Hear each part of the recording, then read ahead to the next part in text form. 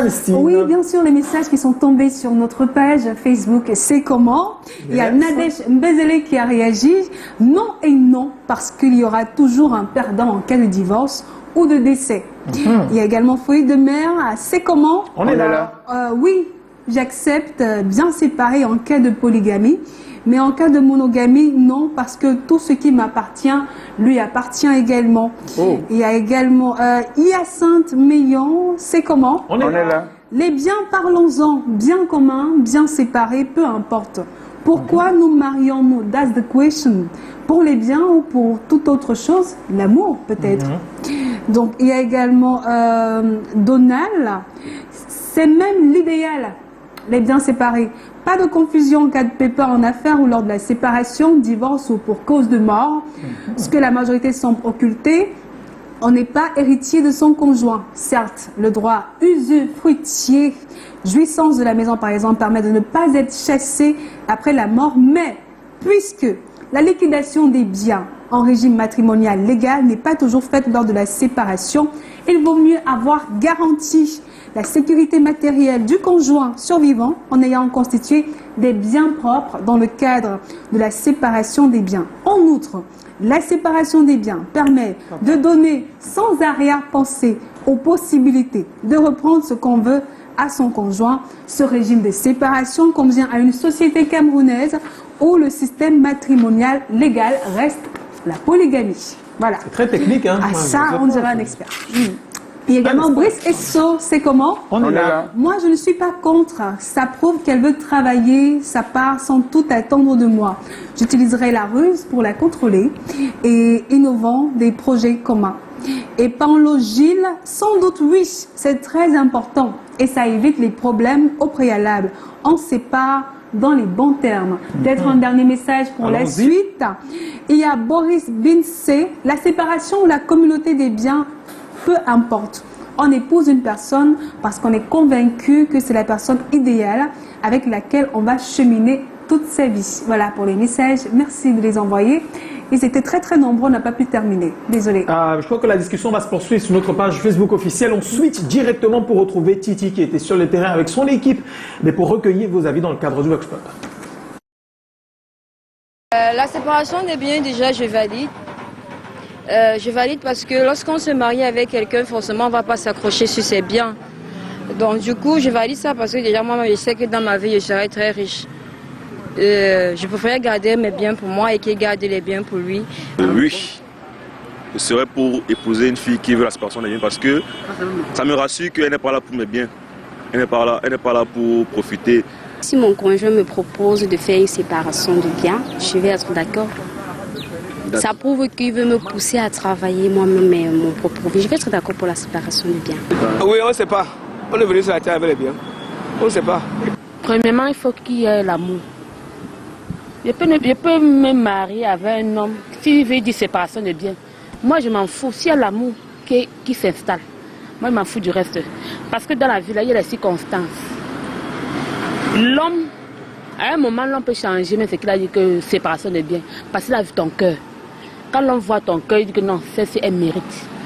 Bon, pour moi, d'abord, de base, avant qu'on ait pu changer mes idéologies, je pensais que la séparation des biens était une bonne idée. Parce que maintenant, avec les contrats de mariage, c'est mieux pour sécuriser chacun de nous deux. Lorsqu'on va prononcer le divorce, bon, j'espère que cela n'arrivera pas, mais pour moi, c'est l'idéal. Je suis contre la séparation des biens parce que je me dis qu'un couple, c'est une équipe, donc ils doivent tous se partager. Comment est-ce qu'il peut y avoir quelque chose, mon mari doit aussi jouir de mes biens et tout, donc on doit tous se partager.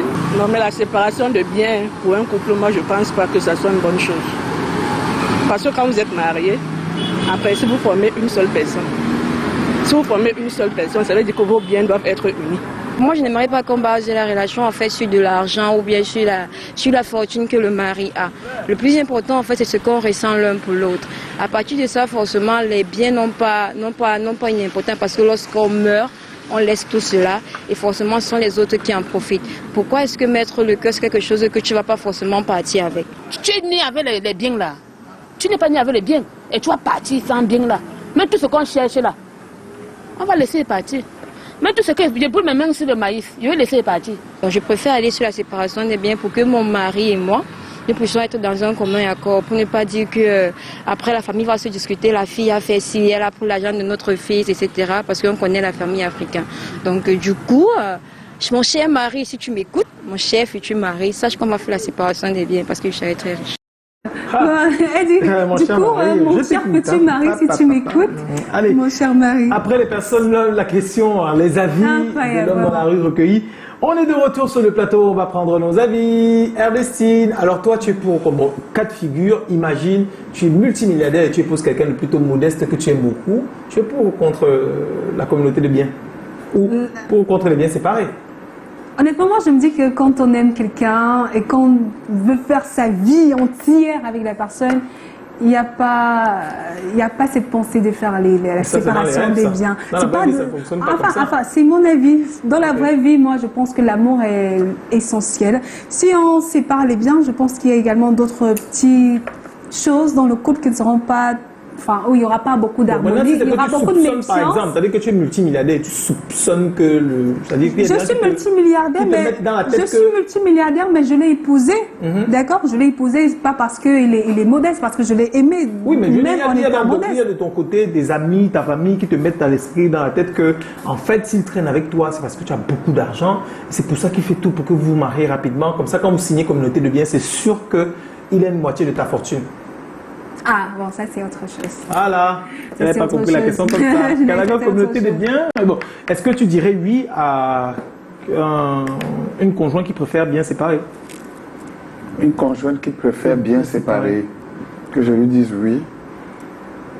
Bon, ça veut dire que je me suffis, moi également je me suffis. Et l'amour est au-dessus de tout, de toutes les façons. Et pour ne pas rester hypocrite, je fais partie des personnes qui sont vraies. Et vu vraiment mon bon sens de la vie, le matériel c'est rien. Nous allons tous laisser. Si l'amour est vrai, l'essentiel doit suivre. Voilà. Non, mais l'essentiel doit suivre. Parce que, en principe, je trouve ça artificiel pour moi de dire je suis marié avec quelqu'un. Ça veut dire que l'amour... Vous êtes mariés, chacun ses biens. Et puis chacun a ses biens. Tu vois? Ça veut même dire que le cœur est divisé. L'amour va très fort quand il y a communauté des biens. Là, tu sens au moins que la personne sent que vous êtes ensemble et unis en tout. Maintenant, tu sais, il y a des gestes dans la société. Moi, pour le cas de figure, tu es multimilliardaire. Je continue à le dire. Il y a des gestes dans la société où si vous êtes des parfaits communs, accords sur certaines choses, vous voyez, l'amour va grandissant en fonction de comment les choses se passent. Si entre-temps il faut s'abstenir parce que, oh attention de faire tel truc parce qu'on a des doutes, parce que telle chose ne risque pas marcher, parce qu'on a c'est quel genre d'amour? On peut se regarder dans les yeux comme ça et dire chérie je t'aime fort, alors qu'on est comme des ninjas pas derrière pour dire que il faut se méfier, telle chose m'appartient. Non, c'est vrai, je dis non. Pas du tout. Alors, la vie c'est le risque.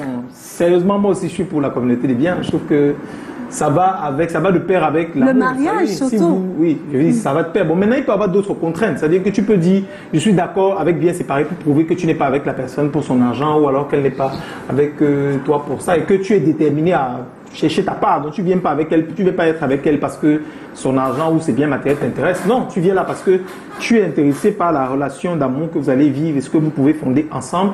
Et les biens qu'elle avait avant, tu t'en fous pas mal. On va prendre donc l'avis de notre expert à l'instant. Juste après, on va consulter le camembert, le sondage. Il faut savoir que le régime de la séparation de biens, tout comme le régime de la communauté des biens, est laissé à l'appréciation de tout un chacun. Chacun sait pourquoi est-ce qu'il fait ce choix. Maintenant, si vous rencontrez une personne qui opte pour le régime de la séparation des biens, moi je pense que de vous offusquer, il faut pouvoir d'abord savoir quelles sont les motivations de cette personne. Pourquoi est-ce qu'il veut choisir ce régime? Le régime en soi de la séparation des biens n'a pas que des inconvénients, bien entendu. La séparation des biens, c'est tout juste, il faut comprendre déjà ce terme, ça veut tout juste dire que les biens que votre mari possédait avant votre union n'entrent pas dans la communauté. Les biens qu'il va pouvoir avoir créés pendant votre union n'entrera pas dans la communauté que vous aurez créée.